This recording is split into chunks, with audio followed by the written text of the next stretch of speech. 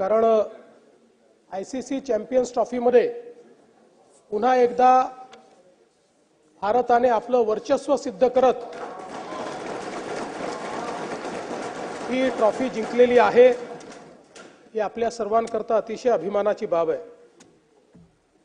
तर म्हणजे या निमित्ताने कर्णधार रोहित शर्मा असतील किंवा संघाचे प्रशिक्षक गौतम गंभीर असतील यांचं आपण सगळे या ठिकाणी मनापासून अभिनंदन करूया। कॅप्टन रोहित शर्मा यांच्या नेतृत्वामध्ये या टीमने प्रचंड मेहनत केली आणि शेवटच्या सामन्यामध्ये जी कॅप्टन्स इनिंग रोहित शर्मा खेळले आणि ज्या प्रकारे त्यांनी आपली नेहमीची स्टाईल बदलून मध्ये वेगाने मध्येच संथ अशा प्रकारे पिचवर टिकून 76 धावा त्या ठिकाणी काढल्या आणि या 76 धावाच खऱ्या अर्थानं या सामन्याच्या निर्णायक धावा होत्या आणि म्हणून खरं तर त्यांचं मी मनापासून अभिनंदन करतो। हा विजय म्हणजे असंख्य भारतीय क्रिकेट प्रेमींना एक अविस्मरणीय अशा प्रकारची भेट आपल्या संघाने दिली आहे। या संपूर्ण टुर्नामेंटमध्ये भारतीय संघामध्ये जे एक सांघिक भावना आपल्याला पाहायला मिळाली, जे टीम स्पिरिट पाहायला मिळालं ते देखील अतिशय वाखाणण्यासारखं असं आहे। आणि विशेष आनंद या करता आहे की चॅम्पियन्स ट्रॉफी सातत्याने आपल्याला हुलकावणी देत होती आणि मागच्या वेळेसचं एक शल्य देखील आपल्या मनामध्ये होतं, पण ते शल्य आपण या ठिकाणी काल पूर्ण करू शकलो आणि लागोपाठ 2 आयसीसी चॅम्पियनशिप, एक मागच्या वर्षी आणि एक या वर्षी, मागच्या वर्षी T20ची, या वर्षी ती 50 ओव्हर्सची, अशा दोन्ही जिंकणारा भारत हा एकमेव देश या ठिकाणी झालेला आहे। खरं म्हणजे या चॅम्पियन्स ट्रॉफीच्या सुरुवातीच्या काळामध्ये अनेक टीकाकार हे त्या ठिकाणी रोहित शर्मा, विराट कोहली यांच्याबद्दल बोलत होते, ते फॉर्म मध्ये आहेत नाही आहेत अशा प्रकारची चर्चा त्या ठिकाणी होत होती। पण फॉर्म हा टेम्पररी असतो, जो क्लास असतो तो परमनंट असतो, हे या दोघांनी या ठिकाणी दाखवून दिलं आणि ज्या प्रकारची क्लासी बॅटिंग आपल्याला रोहित शर्मांकडनं आणि त्याच्या आधीच्या सामन्यांमध्ये विराट कोहलींकडनं पाहायला मिळाली, मला असं वाटतं की त्यांनी दाखवून दिलं की अनुभवी पण यंग अशा प्रकारचेच खेळाडू हे दोघं त्या ठिकाणी आहेत। वरुण चक्रवर्ती या खेळाडूचं मला विशेष कौतुक करावं असं वाटतं। आपल्या शालेय जीवनामध्ये ते क्रिकेट खेळले, परंतु त्यानंतर ते आर्किटेक्ट झाले। दुर्दैवाने थोडं क्रिकेटशी नातं तुटलं, त्यांनी आर्किटेक्ट म्हणून नोकरी केली, पण त्यांच्या रक्तात क्रिकेट होतं, पुन्हा क्रिकेटकडे वळले आणि आज त्यांच्या फिरकीपुढे सगळेच्या सगळे त्या ठिकाणी नेस्तनाबूत झाले आणि त्यांनी आपण काय आहोत हे या निमित्ताने निश्चितपणे आपल्याला दाखवून दिलं।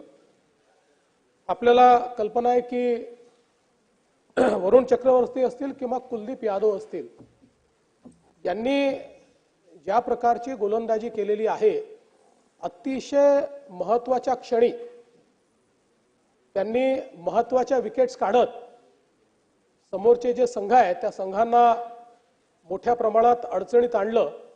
आणि काल तर आपण सगळ्यांनी बघितलं की 4 फिरकीपटू घेऊन आपण खेळलो आणि चौघांनीही एक प्रकारे संघाला त्या ठिकाणी न्यूझीलंडच्या बांधण्याचं काम हे मोठ्या प्रमाणात या ठिकाणी केलेलं आपण बघितलं। आणि म्हणूनच काही युवा तर काही अनुभवी अशा खेळाडूंचा हा जो संघ होता हा अतिशय उत्तम अशा प्रकारचा संघ होता। आपल्याला कल्पना आहे की 1983 साली पहिल्यांदा आपण जेव्हा वर्ल्ड कप जिंकलो, कपिल देव यांच्या नेतृत्वाखाली तो क्षण हा खरं म्हणजे भारतीय क्रिकेटचा वॉटरशेड मूवमेंट होता आणि त्यानंतर भारतीय क्रिकेटने कधी वळून बघितलं नाही। 83 सालची भारताची टीम जी त्या ठिकाणी इंग्लंडला गेली होती आणि लंडनमध्ये त्या ठिकाणी खेळणार होती, त्यावेळी त्या टीम बद्दल असं बोललं गेलं की हे पर्यटनाकरता चालले आहेत, एखाद दुसरी मॅच खेळतील, हारतील आणि परत येतील. पण त्या टीमने जो काही विजय त्या ठिकाणी मिळवला आणि मग त्यानंतर 2002 साली आपल्याला श्रीलंकेसोबत संयुक्त विजय मिळाला, त्यानंतर हा आज विजय आपल्याला चॅम्पियन्स ट्रॉफीचा थेट या ठिकाणी मिळतो आहे. दरम्यानच्या काळामध्ये 2007 मध्ये आपण T20 वर्ल्ड कप जिंकलो, 2011 मध्ये एक दिवसीय विश्वचषक आपल्या नावावर केला, 13 मध्ये चॅम्पियन्स ट्रॉफी आपण जिंकलो आणि अर्थातच मागच्या वर्षी 2024 साली T20 आपण अतिशय चांगल्या प्रकारे त्या ठिकाणी जिंकलो. त्यामुळे चॅम्पियन्स ट्रॉफीवर 3 वेळा नाव कोरणारा भारत आता एकमेव देश झालेला आहे. आपल्याला खरं म्हणजे ही जी काही आपली चॅम्पियन टीम आहे, या टीमचं निश्चितपणे स्वागत करायची इच्छा आहे. ते जसं जमेल तसं आपण त्या ठिकाणी स्वागत करू. पण आज क्रिकेटच्या जगतामध्ये भारत हा एक प्रकारे संपूर्ण विश्वाचं नेतृत्व करतो आहे आणि भारतीय टीम इतकी अभेद्य टीम आहे की काल आपल्यापैकी अनेकांनी ऐकलं असेल की जे फॉरेनचे एक्सपर्ट कॉमेंटेटर्स होते ते देखील म्हणत होते की आता भारताची अवस्था अशी आहे की भारताने ए टीम बनवली आणि बी टीम बनवली तर कदाचित याच 2 टीम फायनलमध्ये येतील, अशा प्रकारे भारत आज क्रिकेटमध्ये या ठिकाणी खेळतो आहे.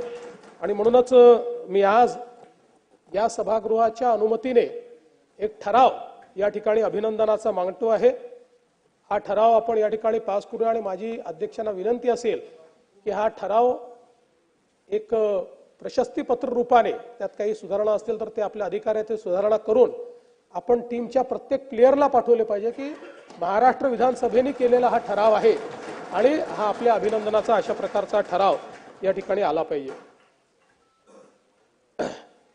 पाकिस्तान व दुबई येथे पार पडलेल्या ICC चॅम्पियन्स करंडक 2025 या स्पर्धेत भारतीय क्रिकेट संघाने अजिंक्यपद पटकावले आहे. त्याबद्दल भारतीय क्रिकेट संघाचे अभिनंदन करण्याचा प्रस्ताव मी या ठिकाणी मांडतो. पाकिस्तान व दुबई येथे पार पडलेल्या ICC चॅम्पियन्स करंडक क्रिकेट स्पर्धेत विश्वविजेता ठरल्याबद्दल भारतीय क्रिकेट संघाचे हे सभागृह अभिनंदन करीत आहे. 9व्या ICC चॅम्पियन्स करंडक स्पर्धेत कॅप्टन रोहित शर्मा यांच्या नेतृत्वाखाली भारतीय क्रिकेट संघाने दैदिप्यमान यश संपादन करून स्पर्धेचे अजिंक्यपद पटकावले आहे. हे आपणा सर्वांकरता अत्यंत अभिमानास्पद अशा प्रकारची बाब आहे.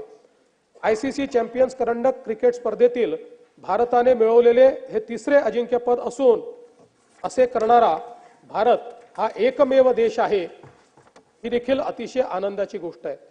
तब्बल 12 वर्षाच्या प्रतीक्षेनंतर काल दिनांक 9 मार्च 2025 रोजी या करंडकाला गवसणी घालण्याची कामगिरी भारतीय संघाने केली.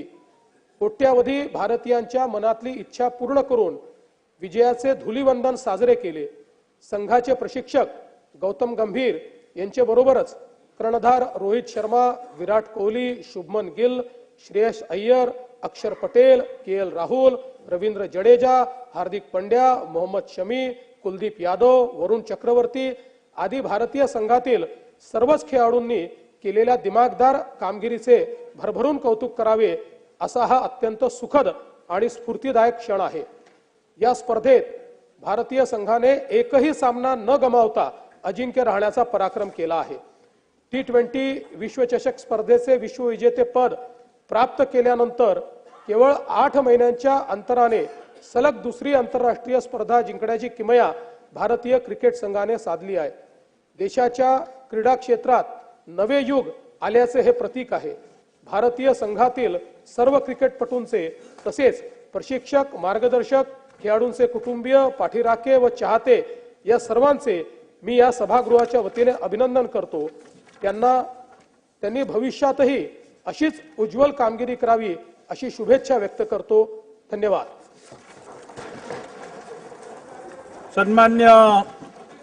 सन्मान्य मुख्यमंत्री महोदयांनी जो अभिनंदनाचा प्रस्ताव मांडलेला आहे त्या ठरावाला आपण सर्वजणांनी संमत करावं अशी विनंती आहे.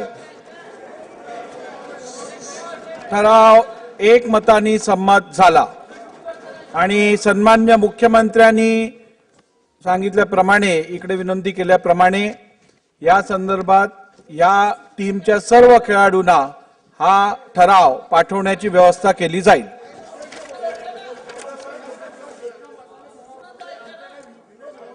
की नाही ते ऐकून तर घ्या ना. एक लक्षात घ्या, असं चालणार नाही. बसून घ्या, बसून घ्या, बसून घ्या, बसून घ्या.